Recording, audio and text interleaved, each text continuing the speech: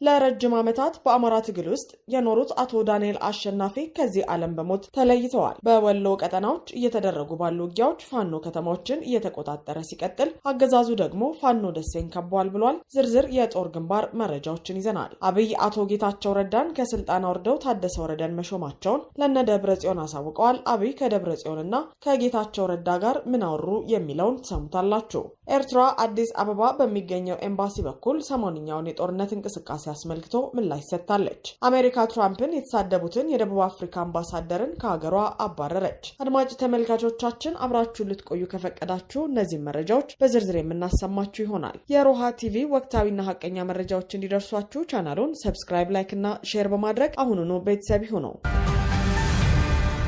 ለረጅም ዓመታት በአማራ ትግል ውስጥ የኖሩት አቶ ዳንኤል አሸናፊ ከዚህ ዓለም በሞት ተለዩ። አቶ ዳንኤል አሸናፊ በነ ፕሮፌሰር አስራት ወልደየስ ላይ የተጀመረውን አማራን የማጥፋት ጭፍጨፋን ለማስቆም በተዋቀረው አደረጃጀት ውስጥ በሰሜን አሜሪካ በተለይም በዋሽንግተን ዲሲና አካባቢው በተመሰረተው የመላው አማራ ሕዝብ የእርዳታና የልማት ማህበር በጉልህ ተሳትፎ ያበረከቱ ሰው ነበሩ። የአቶ ዳንኤል አሸናፊ የትግል እንቅስቃሴ በተለይ የህዝብን ግንዛቤ ለማሳደግ በማህበሩ በኩል በሚደረገው የትምህርትና ቅስቀሳ ክፍል አማራው በተሰኘው በወቅቱ ነጻነት ለኢትዮጵያ ይባል ከነበረ የሬዲዮ ስርጭት ጋር በመተባበር የሚተላለፍ የሬዲዮ ዝግጅት አስተናጋጅ በመሆን ለረጅም ጊዜ ከፍተኛ ተጋድሎን ከፍለዋል። እንዲሁም ቤተሰቦቻቸውንና ልጆቻቸውን በማሰባሰብ የሀገራዊ አማራዊ አስተማሪ መካሪና አነቃቂ የሆኑ መዝሙሮችን በመድረስና በማቀነባበርም በጊዜው በቴፕ በማቅረብ ያለ እረፍት ትልቅ ሀገራዊ ዋጋን እየከፈሉ የትግል ሰው ነበሩ።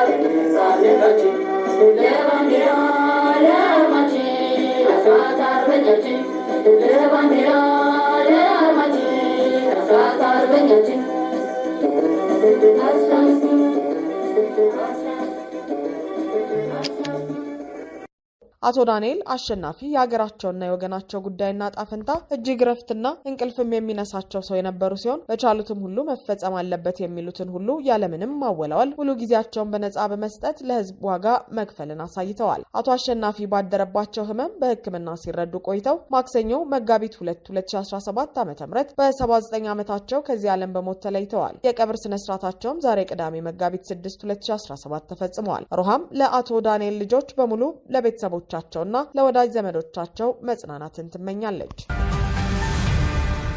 አብይ አቶ ጌታቸው ረዳን ከስልጣን አውርደው ታደሰ ወረደን መሾማቸውን ለነ ደብረጽዮን አሳወቁ። የህወሓት ሊቀመንበር ዶክተር ደብረጽዮን ገብረ ሚካኤልና የስራ አስፈጻሚ አባሉ አቶ ፍስሐ ጽዮን ትናንት ወደ አዲስ አበባ ተጉዘው ነበር። በዚህ ጉዟቸውም አብይ አህመድና ሌሎች የብልጽግና ከፍተኛ ባለስልጣናትን በ4 ኪሎ አግኝተው ተነጋግረዋል ተብሏል። በዚህም ወቅት ሬድዋን ሁሴን፣ ጌዲዮን ጢሞቴዎስና ሌሎች ባለስልጣናት የተገኙ ሲሆን መቀሌን ለቀው ወደ አዲስ አበባ የሸሹት አቶ ጌታቸው ረዳ ግን አልተገኙም ተብሏል። አብይ እነ ደብረጽዮንን እናንተ ከኤርትራ ጋር ሆናችሁ እኔን ለማጥፋት ለምን መስራት ጀመራችሁ ሲሉ መጠየቃቸውም ተሰምተዋል። ሆኖም እነ ደብረጽዮን ግን እኛ ከኤርትራ ጋር በዚህ መንገድ ለመስራት አልተስማማንም፣ እንዲህ አይነት ስምምነት ብንፈጽም ኖሮ እዚህ ምን እናደርጋለን ማለታቸውም ታውቋል። የውስጥ አዋቂ ምንጮች እንዳሉትም እነ ደብረጽዮን አብይን ትግራይ ላይ ለምን እንደዚህ እንደከፋና እንደጨከኝ አልገባንም ብለውታል ተብሏል። በዚህም ወቅት አብይ ፈገግ ብለው ጌታቸውን አንሳልን አላችሁኝ፣ አነሳውላችሁ፣ ታደሰ ወረደን ሹምልን አላችሁ፣ ሾምንላችሁ፣ ታዲያ ሌላ ምን ትፈልጋላችሁ ማለታቸው ታውቋል። ከታደሰ ጋር ተስማሙና ሰላም አምጡ ማለታቸው ነው የተገለጸው። በዚህም አብይ አህመድ በይፋ በቀጣይ ሰኞና ማክሰኞ ለታደሰ ወረደ ይፋዊ የሹመት ደብዳቤ እንደሚሰጡ ተነግሯል። ታደሰ ወረደ ከአብይ አህመድ ከብርሃኑ ጁላና ከሬድዋን ሁሴን ጋር ባደረጉት ውይይት የክልሉ መሪ እንዲሆኑ መወሰኑ ታውቋል። ጀነራል ታደሰ ወረደ በትግራይ ጦርነት አይነሳም፣ ነገሮች ከቁጥጥራችን ውጭ አይደሉም፣ አብይም ጦር እንደማያዘምት ነግሮኛል ማለታቸው ታውቋል። እኚህ ሰው የቲዲኤፍ አዛዥ ሲሆኑ በቀጣይ ከነ ደብረጽዮን ጋር አብረው እንደሚሰሩም ይጠበቃል። አብይ ደብረጽዮን ገብረ ሚካኤልን የጊዜያዊ አስተዳደሩ ምክትል ፕሬዝዳንት አድርገው እንደሾሙም እየተነገረ ነው። የጌታቸው ረዳ ዕጣ ፈንታ በይፋ ባይታወቅም አብይ ግን በሁለት ዓመቱ ጦርነት ያወረዱባቸውን የስድብ ናዳ አሁን ከህወሓት ሰዎች በይፋ ከለዩዋቸው በኋላ ሊያወራርዱባቸው ይችላሉ የሚል ግምት አለ። እንዲሁም ነባር ፖለቲከኞቹ የህወሓት ሰዎችና የጦር ጀኔራሎች አብይን አምነው እስከ መጨረሻው ለመገዛት ተስማምተው ይቀጥላሉ ወይ የሚለው ተጠባቂ ሆኗል። ምናልባትም አብይ ከኤርትራ ጋር እጀምረዋለሁ ላሉት ጦርነት ጠላትና ኃይል ቅነሳ ለማድረግ በሚል ህወሓቶችን ያሻቸውን እንዲያደርጉ እንደተዋቸው እየተነገረ ነው። በወሎ ቀጠናዎች እየተደረጉ ባሉ ውጊያዎች ፋኖ ከተማዎችን እየተቆጣጠረ ሲቀጥል፣ አገዛዙ ደግሞ ፋኖ ደሴን ከቧል ብሏል። በደቡብ ወሎ ዞን ከፍተኛ ቁጥር ያለው የሚሊሻና የአድማ ብተና ኃይል የሰፈረባት ኮሬብ ከተማ በፋኖ ቁጥጥር ስር መግባቷን ለማረጋገጥ ተችሏል። በከተማዋ ሰፍረው የነበሩ ከ300 በላይ የሚሊሻና የአድማ ብተና አባላት ገሚሱ ሲማረክ፣ ቀሪዎቹ ደግሞ ህይወታቸውን ለማትረፍ ሽሽት ላይ መሆናቸው ታውቋል። በደቡብ ወሎ ዞን መቅደላ ወረዳ ከማሻ ከተማ በ20 ኪሎ ሜትር ርቀት ገደማ ላይ በምትገኘው ታዳጊዋ ኮሬብ ከተማ ዛሬ መጋቢት 6 2017 ዓ.ም ከእኩለ ቀን ጀምሮ ከባድ ውጊያ እየተካሄደ ሲሆን የአገዛዙ ኃይል ከባድ ሽንፈትን ተከናንሞ ወደ ኋላ ሸሽቷል። ፋኖ ከተማዋን በቁጥጥር ስር ማስገባቱን መረብ ሚዲያ የአማራ ፋኖ በወሎ ምዕራብ ወሎ ኮር ስር የአማራ ሳይንት መቅደላ ክፍለ ጦር ቃል አቀባይ ፋኖ ቃልአብ ወርቅየን ዋቢ አድርጎ ዘግበዋል። የተከፈተባቸውን ጥቃት መቋቋም ያልቻሉት የሚሊሻና የአድማ ብተና አባላቱ መከላከያ ሰራዊት በሚሰጣቸው የከባድ መሳሪያ ሽፋን ተጠቅመው ህይወታቸውን ለማትረፍ ሽሽት የጀመሩ ቢሆንም ነገር ግን በርካቶች ገደል ገብተው መሞታቸውን ነው ፋኖ ቃልአብ የገለጸው። በተመሳሳይ ምዕራብ ወሎ ኮር ንጉስ ሚካኤል ክፍለ ጦርና ሼህ ሁሴን ጅብሪል ክፍለ ጦር በጋራ በመሆን ታላቅ ጀብዱ ፈጽመዋል። የካቲት 5 2017 ዓ.ም ከለላ ወረዳ ፈረስ ቤት ከንጋቱ 1 ሰዓት የጀመረው ከ4 ወረዳዎች ተውጣጦ ከመጣ ሚሊሻና አድማ ብተና ጋር የተደረገ እልህ አስጨራሽ ውጊያ በፋኖ ክፍለ ጦሮች ጥምረት የበላይነት ተጠናቋል። ይህ ከ4 ወረዳዎች የተውጣጣው የሚሊሻና የአድማ ብተና አባላት በመከላከያ መካናይዝድ ኃይል ታግዞ ወደ ፋኖች ለማጥቃት ቢሄዱም ያልታሰበ ዱብዳ ገጥሟቸው በሰው ህይወትና በቁስ ላይ ከባድ ኪሳራ አስተናግደው ብለዋል። ተጋድለውን አርበኛ 50 አለቃ አደማሊ ሲመራው የዋለ ሲሆን የአገዛዙ ኃይል በርካታ ሙትና ቁስለኛ አስተናግዷል። አንድ የቡድን መሳሪያና ክላሾችም ተማርከዋል። በዚህም የፋኖን በትር መቋቋም ያቃተውና የተበሳጨው ሚሊሻና አድማ ብተና የህዝብ ተቋማትንና የገበሬውን እህል የነጋዴውን ሱቆች ሲዘርፉ ውለዋል። ላለፉት ቀናት የፋኖ ኃይል በደቡብ ወሎ ዞን መቀመጫ ደሴ ዙሪያ ከባድ ተጋድሎ ማድረጉን ተከትሎ የአገዛዙ ጦር 2 ኮማንዶ ክፍለ ጦር በርካታ እግረኛ ወታደር አድማ ብተናና ሚሊሻውን አሰማርቶ ነበር። ከዚህም ባለፈ ዙ 23 እና ሌሎች ከባድ መሳሪያዎችን ደሴን በከበቡበት ተራራዎች ላይ መጥመዱ ይታወቃል። ትናንት ማምሻውንም በርካታ ሚሊሻዎች ከከተማዋ የግዳጅ ቀጠናዎች በፍርሃት ሲሸሹ እንዳመሹና ከባድ ፍተሻና ወታደራዊ እንቅስቃሴም ሲደረግ ነበር ተብሏል።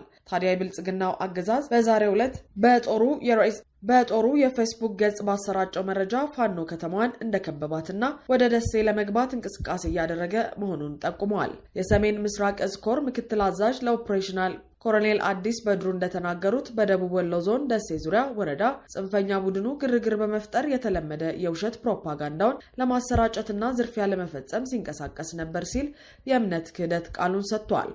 ይህ አገዛዙ ምላሽም ፋኖ አገዛዙ ከፍተኛ ወታደራዊ እንቅስቃሴ እያደረገባት ያለችውን ደሴን መክበቡንና በዙሪያዋም ጦርነት መካሄዱን እንዲሁም ፋኖ ደሴ ለመግባት እንቅስቃሴ እያደረገ መሆኑን አምኗል። በዋርካው ምሬ ወዳጁ የሚመራው የአማራ ፋኖ በወሎ ከሰሞኑ አዳዲስ እያካሄደ ባለው ከባድ ውጊያ በወልዲያና በደሴ ዙሪያ ወታደራዊ እርምጃዎችን እያካሄደ ነው። ከባድ ኪሳራም በአገዛዙ ጦር ላይ አድርሰዋል። አሁንም ደሴና ወልዲያ ዙሪያ ከፍተኛ ውጥረትና ወታደራዊ እንቅስቃሴ እንዳለ ተገልጿል።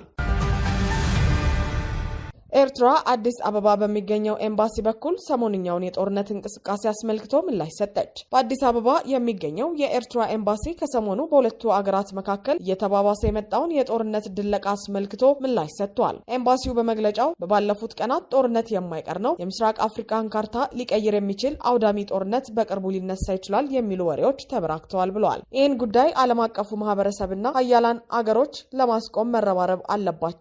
የኤርትራ ስም ሲነሳ እንደተለመደው በጦርነቱ ላይ ፍጹም ውሸት ይሰማል ሲልም ኤምባሲው ገልጿል። የኤርትራ ጦር የትግራይን መሬት ያዘ፣ ኤርትራ ስላልተስማማች የፕሪቶሪያን ስምምነት ለማክሸፍ ጦርነት ልትከፍት ትችላለች፣ የህወሓት አንድ ወገን ከኤርትራ ጎን ነው፣ ኤርትራ ፋኖን እየረዳች ነው የሚሉ መረጃዎች አሉ ብለዋል። ከኤርትራ፣ ከግብጽ፣ ከሳውዲ አረቢያ ጥቃት ሊከፍቱ ነው ይባላል ያለው መግለጫው ጩኸቱ ማለቂያ የለውም። መታወቅ ያለበት እውነታዎች የኤርትራ ህዝብ በየብስ በባህርና በደሴቶች የተትረፈረፈ ሀብት የታደለ ነው፣ የሱ ያልሆነውን አይፈልግም ፈልጎም አያውቅም ሲል ገልጿል። ታሪክ ውስጥ ወረራ በመፈጸም አስቀያሚ ታሪክ የለም፣ ግን ከተወረረ በፕሬዝዳንት ኢሳያስ አፈወርቂ አነጋገር የኛ ያልሆነውን አንፈልግም የራሳችንን አንሰጥም የሚለው የታወቀ መርሃችን ነው ብለዋል። ነገር ግን ኤርትራ በድንበር ኮሚሽኑ በዓለም ካርታ ላይ ከተደነገገው ዓለም አቀፍ ድንበሮች ውጪ የትኛውን ፓርቲ ንብረት የሆነ መሬት አትይዝም። ኤርትራ በክልላችን ሀገራት የውስጥ ጉዳይ ጣልቃ የመግባትና አንዱን ወገን በመደገፍ ሌላውን ለማጥቃት ፍላጎትም የላትም። እንደ ፕሪቶሪያ ውል ያሉ ስምምነቶች የሚመለከተው በቀጥታ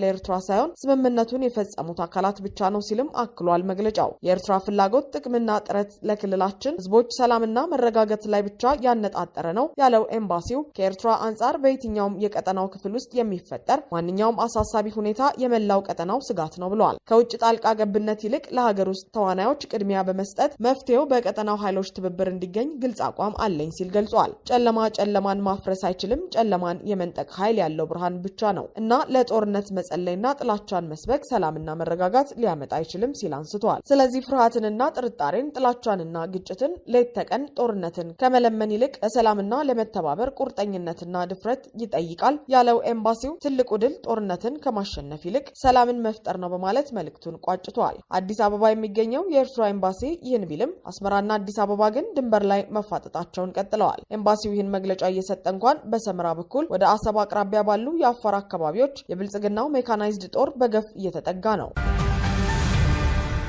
አሜሪካ ትራምፕን የተሳደቡትን የደቡብ አፍሪካ አምባሳደርን ከሀገሯ አባረረች። የዓለማችን ቁጥር 1 ሌላ አያል አገር የሆነችው አሜሪካ የደቡብ አፍሪካ አምባሳደርን ዋሽንግተንን ለቀው እንዲወጡ አዛለች። የሀገሪቱ ውጭ ጉዳይ ሚኒስትር ማርኮ ሩቢዮ በኤክስ አካውንታቸው ላይ ባሰፈሩት ጽሑፍ እንዳሉት በዋሽንግተን የደቡብ አፍሪካ አምባሳደር እዚህ አይፈለጉም ብለዋል። በአሜሪካ የዋሽንግተን አምባሳደር ኢብራሂም ራሱል ደቡብ አፍሪካ ካሏት አንጋፋ ዲፕሎማቶች መካከል አንዱ ሲሆን ከ2010 እስከ 2015 ድረስ በዋሽንግተን የደቡብ አፍሪካ አምባሳደር ሆነው አገልግለው ነበር። በድጋሚ ከ2025 ጀምሮ ሀገራቸውን በአምባሳደርነት እንዲያገለግሉ ተሹመው የነበሩት አምባሳደር ራሱል ከፕሬዝዳንት ትራምፕ አስተዳደር ጋር ግጭት ውስጥ ገብተዋል። አምባሳደሩ ከሰሞኑ በበይነ መረብ በተካሄደ አንድ ሴሚናር ላይ ፕሬዝዳንት ትራምፕ የነጭ የበላይነትን ለማንበር የሚሰራና መድሎችን እንዲኖሩ የሚሰራ ፖለቲከኛ ነው የሚል አስተያየት ሰጥተዋል። ይህን ተከትሎም አምባሳደር ራሱል በአሜሪካ መቆየት የሚያስችላቸውን የዲፕሎማሲ ፍቃድ የተሰረዘ ሲሆን ወደ ሀገራቸው እንዲመለሱ ተነግሯቸዋል ሲል ቢቢሲ ዘግበዋል።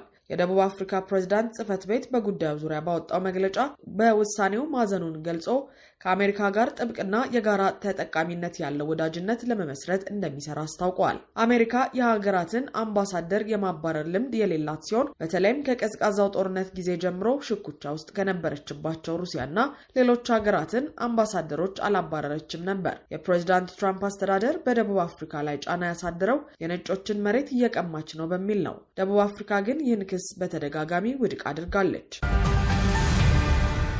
አድማጭ ተመልካቾቻችን የሰዓቱ የሮሃ ቲቪ ዜናዎች የተከታተላችኋቸውን ይመስሉ ነበር። አብራችሁን ስለነበራችሁ ከልብ እናመሰግናለን። ሰላም።